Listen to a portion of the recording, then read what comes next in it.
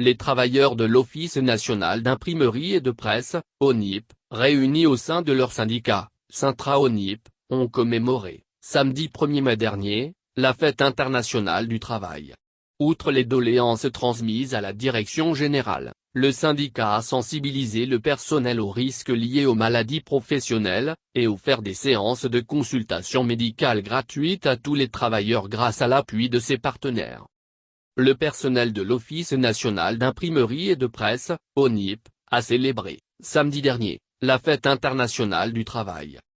C'était l'occasion pour le secrétaire général du syndicat de l'Office, Syntra-ONIP, Olivier Ouessou, de faire l'état des lieux de la satisfaction des revendications antérieures du personnel. Un état des lieux qu'il estime acceptable tout en soulignant que de nouvelles revendications se sont ajoutées aux anciennes non encore satisfaites. Olivier Ouessou égrène alors le chapelet de doléances puis, rappelle les axes majeurs du programme d'action de son jeune bureau élu le 26 décembre dernier. Le secrétaire général du Syntra-ONIP a réitéré, par ailleurs, la disponibilité permanente de son bureau à œuvrer aux côtés de la direction générale pour le bonheur des travailleurs et le développement de l'entreprise, ceci, dans un climat de dialogue franc, de démocratie, de consensus et de tolérance comme c'est le cas jusqu'à présent. De son côté, Bertin Sauvacoudé, directeur général de l'ONIP, rappelle l'importance de la fête du travail avant d'aborder les revendications du personnel. Pour lui, célébrer la fête du travail, c'est reconnaître que ce n'est que par le travail qu'on peut se développer, s'épanouir, se réaliser. Au passage, il a insisté sur l'histoire des luttes menées dans le monde par les travailleurs pour l'amélioration de leurs conditions de vie et de travail, l'instauration de la fête internationale du travail et la reconnaissance des travailleurs comme une ressource qui a la même valeur que le capital.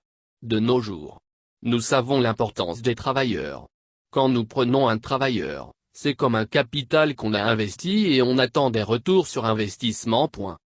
Nous traitons nos travailleurs comme des ressources sur lesquelles nous devons veiller, à qui nous devons donner des formations régulièrement, des travailleurs qu'on doit mettre dans de bonnes conditions de travail. Nous devons nous assurer de leur sécurité sociale et santé au travail, ajoute le directeur général par intérim de l'ONIP, reconnaissant ainsi l'importance et la valeur du personnel de l'office. Parlant du cahier des doléances à lui transmis, Bertin Sauvacoudé dit n'y avoir pas vu de revendications insupportables ou irréalisables. Ce que j'ai vu dedans, ce sont des problèmes qu'on peut régler au quotidien. J'ai recensé certaines doléances qui font partie du fonctionnement normal de l'entreprise, et elles devraient trouver solution dans les jours à venir, rassure-t-il.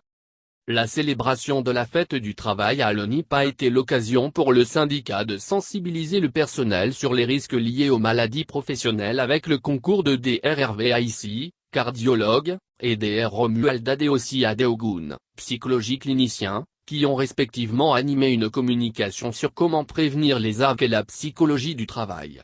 Les travailleurs ont aussi bénéficié de consultations médicales gratuites grâce au soutien matériel et technique des partenaires de l'Office, à savoir, la clinique du Cœur Saint-Raphaël, les Lunettes et FIFA de Sainte-Luce.